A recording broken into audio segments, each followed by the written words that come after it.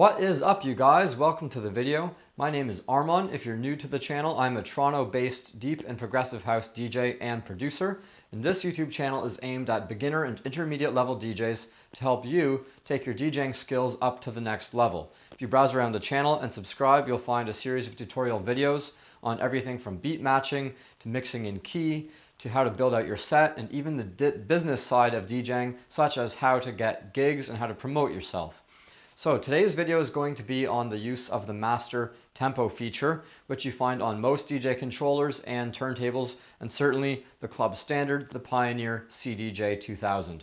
Just before we get into the tutorial, I must say sorry for the delay in doing another tutorial video. I've been a little bit busy, and one of the things you can see I've been busy with, if you're an existing subscriber, has been painting my studio room a lighter color. It was a dark blue before, and this room doesn't get that much natural light. It's starting to feel a little bit too gloomy and depressing in here, so I thought I would brighten things up, makes the room feel a little bit more airy and spacious, and I think it's a better, more positive environment for sitting down to write music. Here's a little look around the studio, because some of you on Instagram have asked me for a little tour. This photograph here was taken by my friend, a photographer, Christopher Kotze, of the legendary Government nightclub on the last night that it was open in Toronto, and sadly it was closed and demolished to make way for condominiums. What else is new? I can actually see the condominium out the view from my living room window. Over here is Honest Ed's, yet another famous Toronto icon, a big bargain discount store, also torn down to make condos. Here we've got my guitars, and of course the production setup. Alright, now that you've had the studio tour, let's go over to the turntables and get going on this tutorial about how to use the master tempo feature. Alright, so the first step to understanding the master tempo and when to use it and why is to understand how it works. In order to understand that, you've got to firstly understand a concept in music called pitch. Pitch basically just means the speed of music. However, the way human ears perceive sound, there's an interesting, I guess you could call it an auditory illusion that happens. That is, music that's played at a faster speed sounds like it's a higher pitch to us, meaning a higher key, or that the notes have made sharper, not flatter.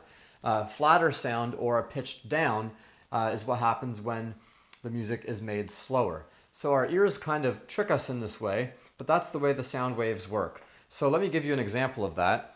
Here's a song I'm working on, and this is its native speed. This is how it sounds at 124 beats per minute.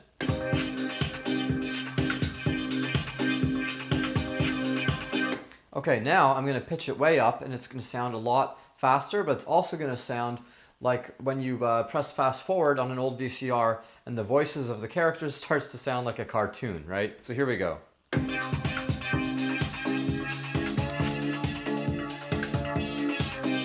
And if I slow it down, it's going to sort of sound like we're going into slow motion or underwater.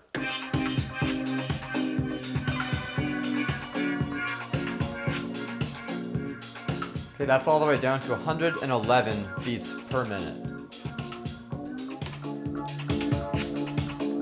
And that's 136 beats per minute, way too fast. But that's the way pitch works. So on a Pioneer CDJ, the master tempo feature is a button right here.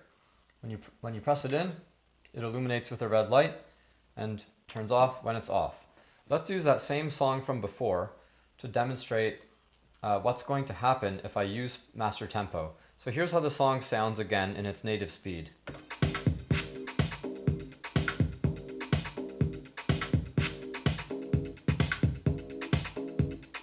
Now I've sped it up, so you can hear that the song sounds like it's in a higher pitch. Listen what happens when I press the master tempo button.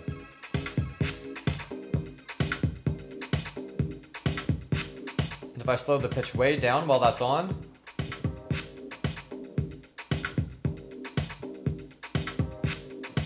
and if I turn it off, and on. Okay, you can hear that what the master tempo button does, or what this feature does, is it just uses an algorithm or software to make the song sound in the same pitch, even regardless of the speed being drastically made slower or faster, and anywhere in between. Alright, so when should we use the master tempo feature? I can think of basically only two good reasons.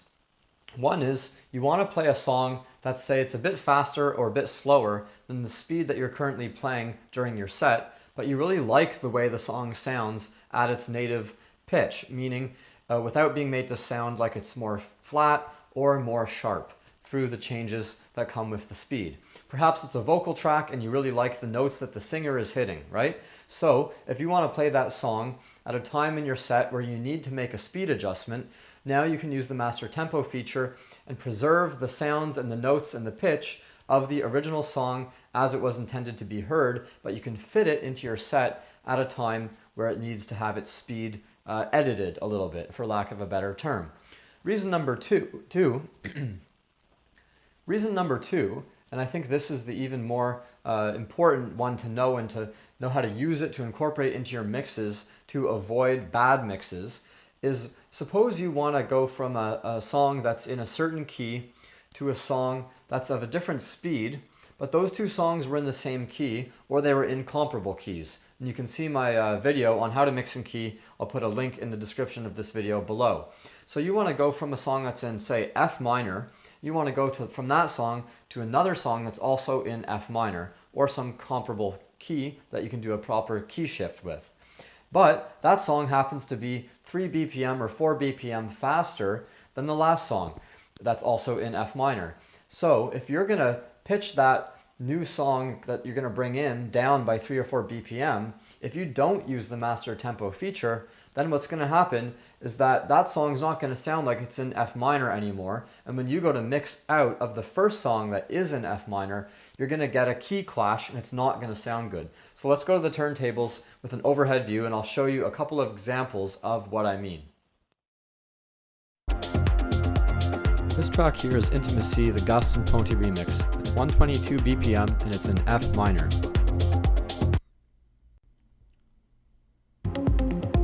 Now this track here is Inner Verse by Nick Devon. It's also in F minor, but it's much faster at 127 beats per minute.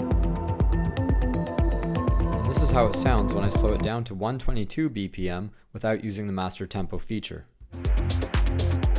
So we'll start playing the Gaston Ponti track on the left at its native speed, 122 beats per minute, so it's going to properly sound like it's in F minor.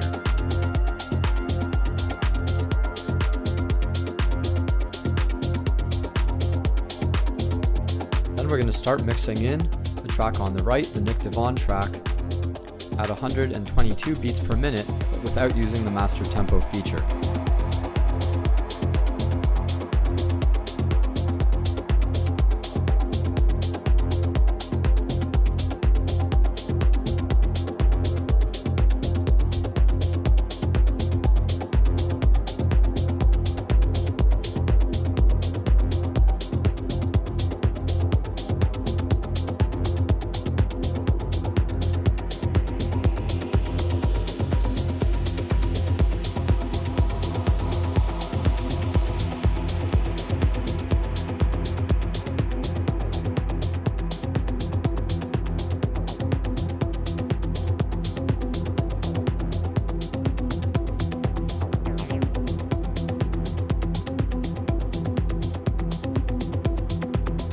So there you can hear it. I think we all can agree that doesn't really sound like a good mix that's in key. Certainly it doesn't sound like two tracks in F minor being mixed together.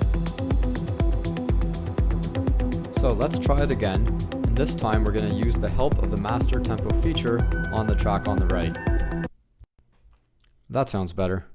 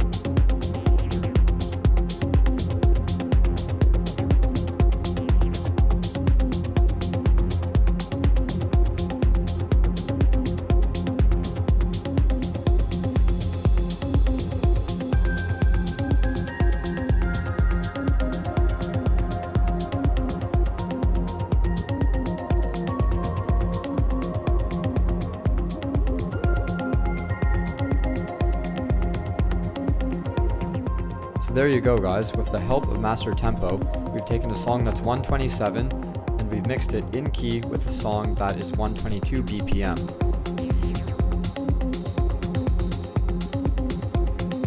So there you have it guys. Use the Master Tempo feature when you want to preserve the native sound and pitch of a song, either just because you like the way it sounds or because you want to mix in key. It's going to help you make your mixes a lot smoother. Best of luck and keep practicing.